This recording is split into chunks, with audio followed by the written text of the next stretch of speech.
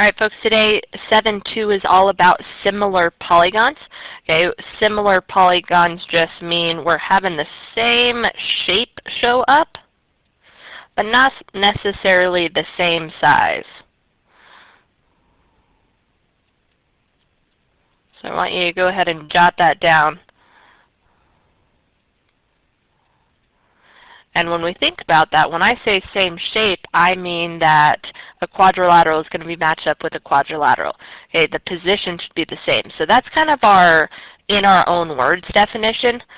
Here are the two requirements that have to happen for similar polygons to actually show up. I've given you an example of similar polygons over here, and this is what's happening on those shapes. First step, corresponding angles are congruent, and that just means the angles that I see here are going to also show up here. So I've got 1 arc mark, 2, 3, and 4. I see 1, 2, 3, and 4. They match. Okay. The second requirement, it says corresponding sides are proportional. When I say corresponding sides, I mean sides that have the same angles attached to them.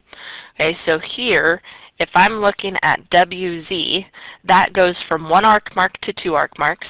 PS would correspond to it. And you'll notice they're not the same length. They don't have to be. They just have to be what's called proportional.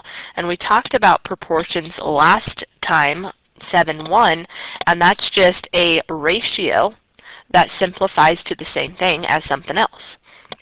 So when we say corresponding sides are proportional, we need all of these pairs to reduce to the same fraction or to be equal. Okay, so what we're going to do on this next part is write the statement of proportionality, which just gives the sides that compare to each other first. Okay, so we're actually going to start out with that piece that I highlighted. The WZ went with PS. So when we talk about this, we're going to always go left to right on here, and the left shape will go on the top, and the right shape will go on the bottom. Okay, so we've picked out the first set, but now we have to go through all 4 sets. So looking at our next one, and it may help to highlight these as you go. Okay, the next one is 1 arc mark to 2 arc marks. 1 arc mark to 4 arc marks, and that's happening with WX and PQ. So WX here, PQ on the bottom, just matching our pattern. Okay, then we're going to go along to the next set here, and that's kind of where we left off at that X. So 4 arc marks to 3 arc marks goes with QR over here, and we'll write that out, XY first, and then QR. And our last set, you can leave blank if you want over on your picture, but it's 3 arc marks to 2, that's YZ over RS.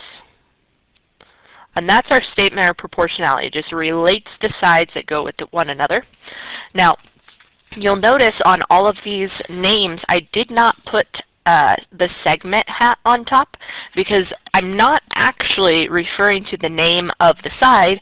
I'm referring to its length. When we're talking about these things being equal, we're saying that this length is the same ratio as this length. Okay, so let's check it out with our numbers. Okay, those lengths that we're talking about, how they reduce, is the scale factor. And if this works out for us, all of these fractions should reduce to the same number, and that's the only way they're going to actually be similar polygons. So this one was an example of a similar polygon. They should reduce and match up the same. Okay, so next to here, we're going to show our work with plugging in the numbers that go along with these letters that we laid out. So WZ in our picture was the number 9. We're putting that over PS, which was 6 in our picture. WX on our picture was 12, and we're comparing that to PQ, which was 8. Over here, XY was our 18, that's going on top, and QR, the 12, goes on the bottom. YZ in our picture was the 15, and RS was our 10. These should all reduce to the same thing. Okay, if you struggle with reducing fractions, you can just throw these in your calculator. Okay, and we just have to check that all of these go to the same number. So if I take 9 divided by 6 and reduce it, again, we want the fraction version. Okay, so that's 3/2, 12 over 8 is also that 3/2, 18 over 12, 3/2, and 15 over 10. Okay, so we've got 3/2 all the way through. That is our scale factor. I do want you to write it as a fraction. The reason there's a little or here is actually because I told you go left to right, but technically we could have switched these around, which means these numbers could have been flipped and it would have given us 2 to 3. Okay, we're going to go left to right, so there's no confusion on which one goes first. The similarity statement actually gives the names of the shapes in the order they're supposed to go. So here's how it works. When we're naming a polygon, we do so with the vertices, and we can start at any letter we want. I'm going to start at W for this first one, and we're going to just name the first one by going around the shape. So it's W, X, Y, Z. Okay? Okay, but whatever you do on this one, we have to do the same thing, and that means not matching up with the same direction necessarily, but what matches up with our angles. So when we're talking about WX first, we're going to match the same order that we did on our picture, and that's where the highlighting really helps. We want to make sure that wherever we start here, this W starts in the same way, so 1 arc mark, and then we're going to the 4, and then on to the 3, and so on. Okay, but when we see the color pattern, it's really obvious that these are matched up the same way. Here's how we write is similar. It's this squiggly that we've seen on top of the equal sign for congruent the whole time. Okay, if it's by itself, that means similar or almost equal. And then the other one would start with P and go around in the same order for this one, Q, R, S. And I want to show you something that's nice about having this similarity statement. If you'll notice, our problems up here when we're doing our statement of proportionality relates to our similarity statement because WZ is in the same position as PS in our statement. Same thing over here, the WX are the first two, so are the P and the Q, and that goes all the way through. Okay, so that's something that will work every time for those. So with that in mind, we're going to use that to actually write our statement of proportionality, make our life a little bit easier on these next ones. Okay, so to start out, it says, mark all pairs of congruent angles. These letters represent the angles. Since we know these are similar shapes, then the order of our statement tells us which angles match up, and that's what we'll do in our picture. 1 matches up with G, so we're going to put 1 arc mark in each of those. E is our second position. It goes with H, and we're going to do 2 arc marks for each of those. And finally, F and J have to be the same size, and we'll put 3 on those. Now technically, if you have all of the angles before marked, you don't need to mark the last one. You can leave them both blank, and that will also say they're the same. Okay, but this one, 3 arc marks isn't so bad. All right, I'm going to show you 2 ways how to do the statement of proportionality. One is using this statement, and one is using our picture. So starting with our statement, here's how we can do this. If we see DE, that's the first and second letters, we can go to the first and second letters here and say that must match up with GH. Okay, but another way to do this is with our picture. D and E are 1 arc mark to 2. If we're looking at 1 arc mark to 2, that's G and H. Okay, same thing over here, the next piece. E, F are the last 2 letters, so it has to go with HJ. Or in our picture, we can say that EF is 2 to 3, HJ is the one that goes 2 to 3. And you'll notice for this one, while they're the same shape, they're different sizes and they've been rotated a little bit. So the orientation does not have to match up for these. It wasn't one of the requirements. Okay, last one, FD would be these 2. So JG would be our last piece. Or similarly, just looking at our picture to our leftovers. Okay. Part 2 is the same process. Okay, I want you to see if you can pause the video and mark all the angles that go together based on this statement, and then fill out the statement of proportionality with whichever method you like best. All right, in the picture for Part A, we've just marked the angles that go together. Okay, so our P and our T are in the same position. The R and the W are in the same position, but these things have been flipped backwards. The Q goes over here with U, and the S goes with the X. Okay, remember you add an arc mark for every different angle that you're working with. And then check these bottom ones, okay, that they match up with the ones I've written here, either using your picture if that helps you, or just paying attention to first two goes with first two, middle two go with the middle two, last two, and then your first and last, first and last. Okay, next thing we're going to do is decide, given some information, whether figures are similar or not. Okay, so remember the two requirements. One is our angles have to match up. Okay, and two, our sides have to be proportional. Okay, so what we're going to do is check our angles first. Those ones are going to be pretty obvious. We've got three angles here. We want to see if those three angles show up there. We've got 59, 35, and a blank one. Okay, remember if you know all but one, then the last one has to match too. Over here we've got 59, 35, and blank. They're good. So step one, it works.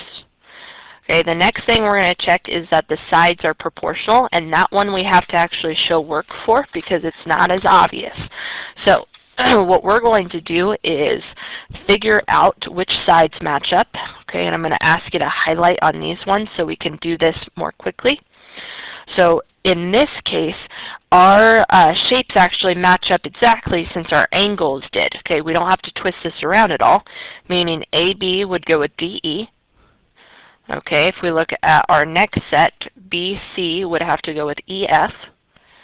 And AC goes with DF. Again, the third side you can leave blank if you'd like. Okay, with that in mind, we're going to check to see if our fractions reduce to the same thing, because that was the whole idea of the statement of proportionality. Okay, so we're actually starting with trying to find K if it actually works out for us.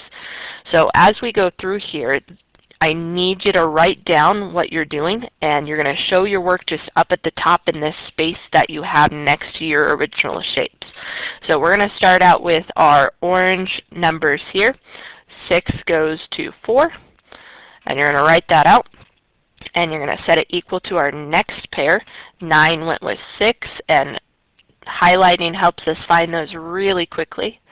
And then 10.5 goes with our 7. Okay, so we want to actually write those out. Then you can go to your calculator to see if they're actually equal to each other or not. For these problems, they don't have to match up, okay? We're asking, are they similar or are they not similar? So there's going to be some here that either the angles are not actually equal to each other, they fail on step 1, or the sides actually don't reduce to the same thing, so it fails on step 2. Okay, in this case, if you throw those all in your calculator, they do match up to the same number. Okay, and that same number is 3 over 2, so we're going to go ahead and put that down on K and circle similar, because they were. All right, with that in mind, it doesn't matter which of these two you do next, B or C, because we know they're similar, so we have to do both anyway. So since we just got done talking about this 3 over 2, I'm going to jump to that part first. AB in our picture went with DE, so we can write that out. BC in our picture went with EF.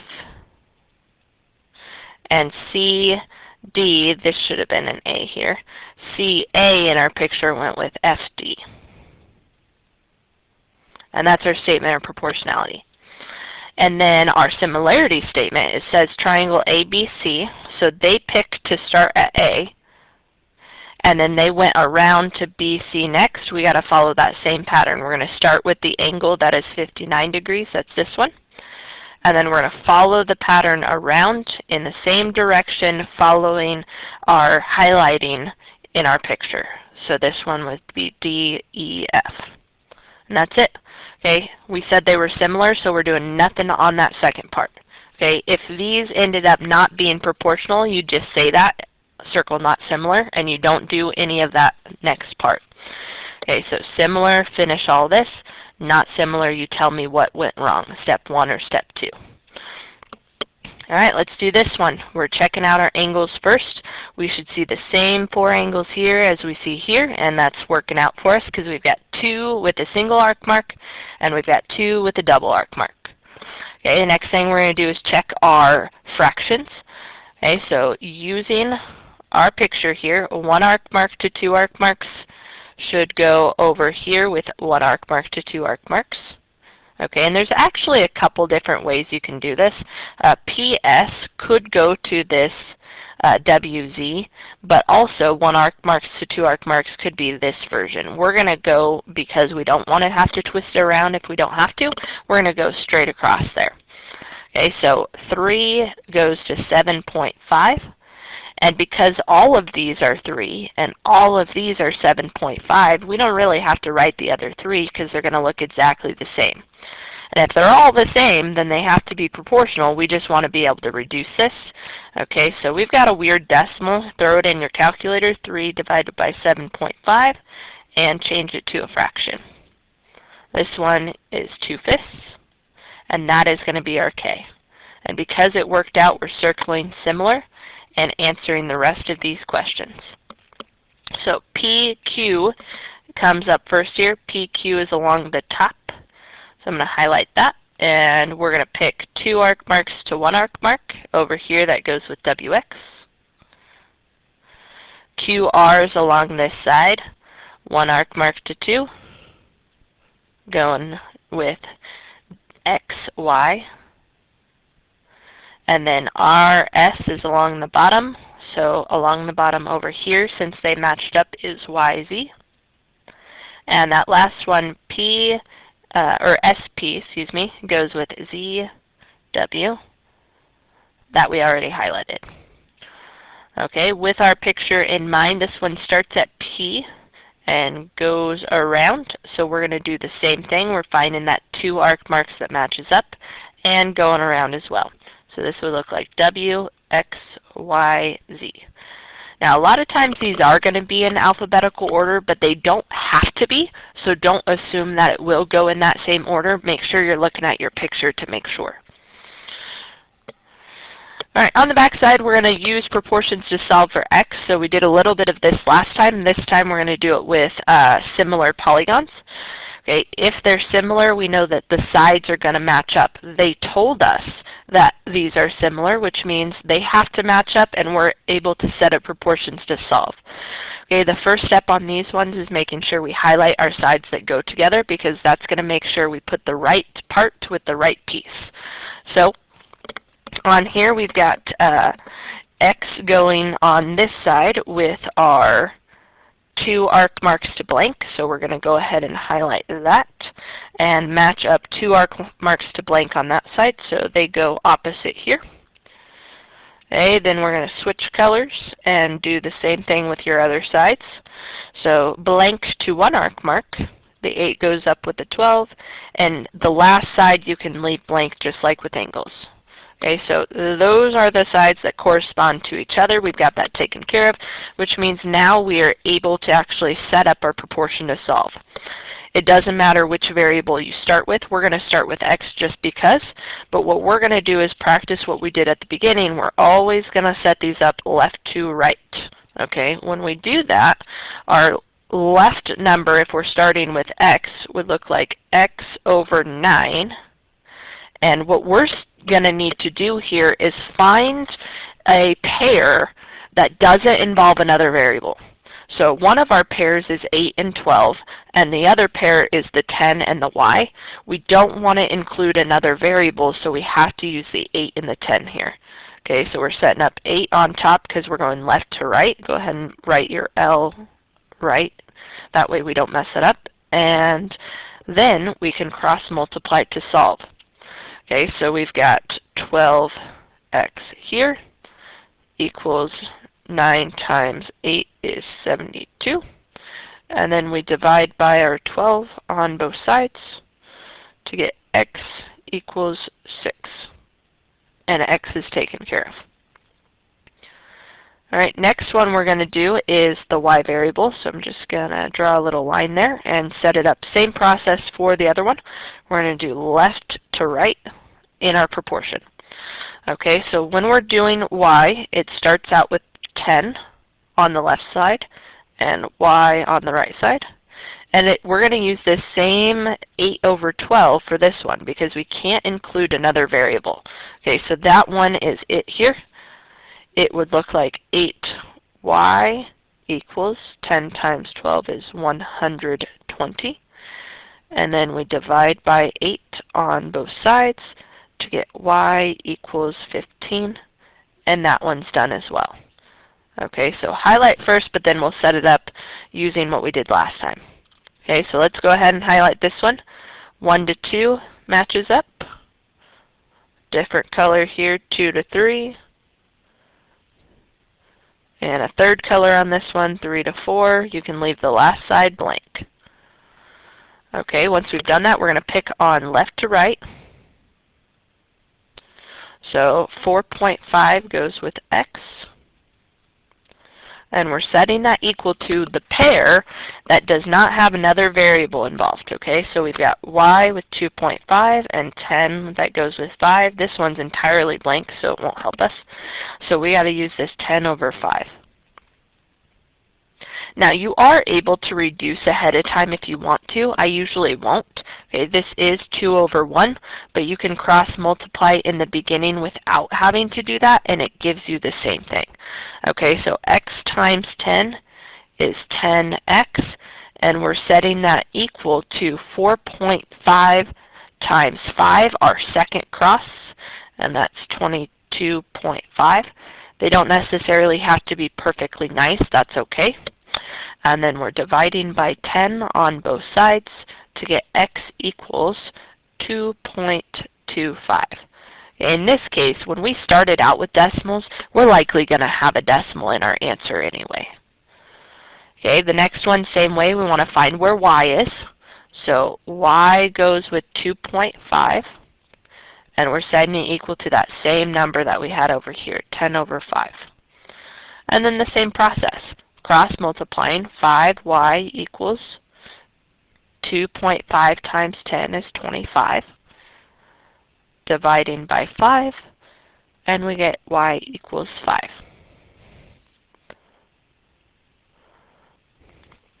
All right. These ones are similar, but this one you'll notice, and over here on this side, you do have a addition involved. Okay, same kind of process, but we practice these ones as well. The only thing that's new today is making sure we put the right parts that are corresponding based on our picture. So, highlighting first. A 1 arc mark to 4, so 12 and 18 go together. Another color, 4 to 3, 4 to 3, and then 3 to 2, and last side is okay to be blank.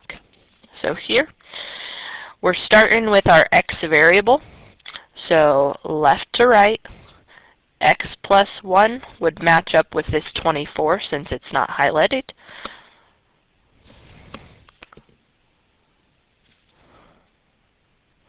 And then we're setting it equal to a piece of this that doesn't include a different variable. So the 12 and the 18 is the only one that works for us. And then we can go solve. Remember for these, if you see two pieces, you have to hug them with parentheses before you write this down. So it's 18 times x plus 1. And we're setting that equal to 24 times 12. Okay, you can just throw that in your calculator. And that's 288. And then we can distribute through to go ahead and solve. So we've got 18x plus 18 equals 288. We're subtracting 18 on both sides. We're left with 18x equals 270. And then we just have to take that and divide both sides by 18 here, which gives us x equals 15. Okay, a lot of this is going to be just calculator work. All right.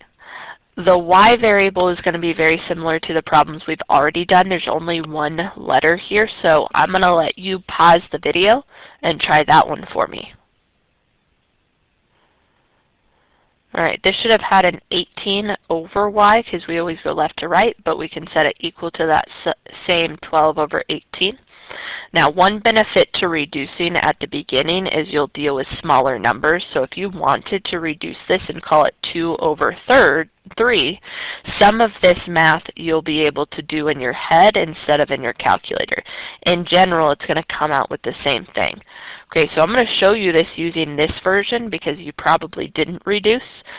So this would be 2y equals 54. And then when I divide that by 2, I get y equals 27, which is hopefully the same thing that you got using the 12 over 18. The numbers just in the middle were a little bit bigger. All right, last problem here dealing with these types of questions is very similar to number 7.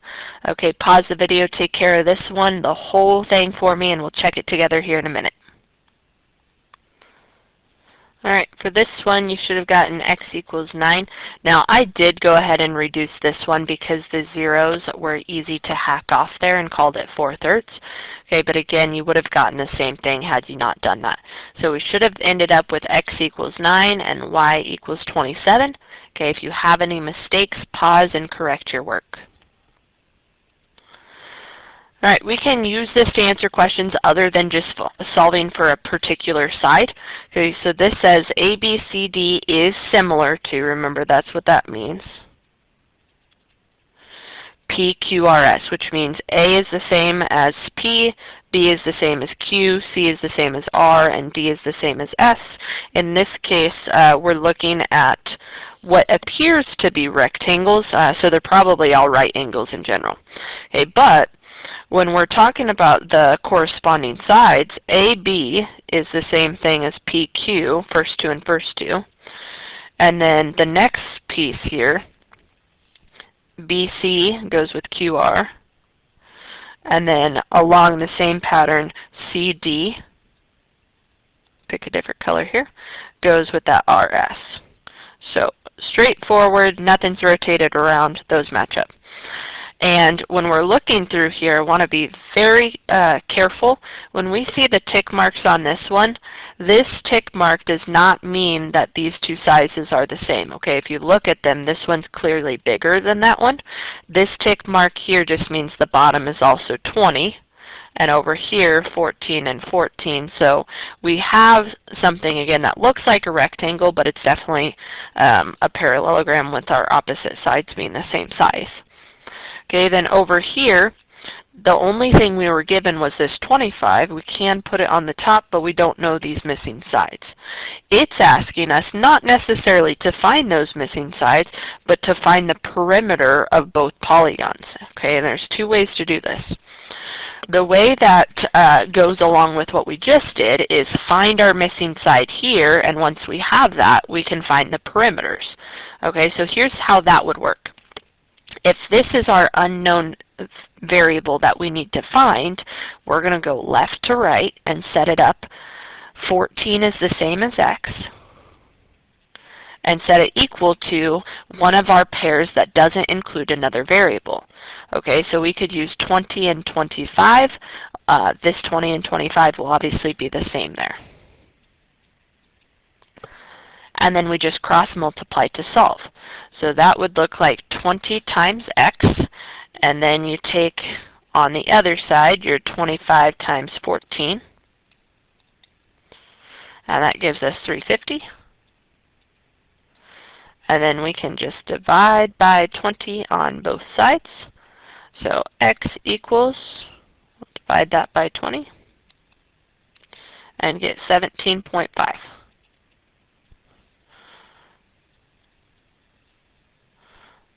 So then our perimeter of ABCD we can add up the four sides, 20, 20, 14, and 14. Okay, so we've got 40, 50, 68. And they don't tell us a label, so we'll just put units. And now that we've found that missing side, we can do the same thing for PQRS, just adding up our sides. We've got 25, 50, and then these two together make 35. So that would be 85 for that one, just adding all those together. So that's option 1. I just want to show you there actually is a second way to do this. Instead of solving for that as our unknown, we could have found this perimeter first because we had all the information and said that the perimeter of this one is our unknown. So here's how that would have worked. We're still going to have this 68 because that was given to us. So we would say 68, the perimeter of the first one, relates to the second one as one side goes to the other, 20 over 25. We're still using that same proportion, but if the sides are proportional, so are the perimeters, because we just add up all the sides. Okay, so this one still would look like 20x if we're not reducing, but this time we're taking 25 times our 68, okay, 1700, then dividing that by 20, and it gives us the same 85 without having to add in. Okay, so it's a little bit trickier to set up, but it does get us the final answer in one less step. All right, the last two problems are review, and they're just helpful for your homework. So if you get to the review problems on your homework and have any difficulty, please come in and ask some questions.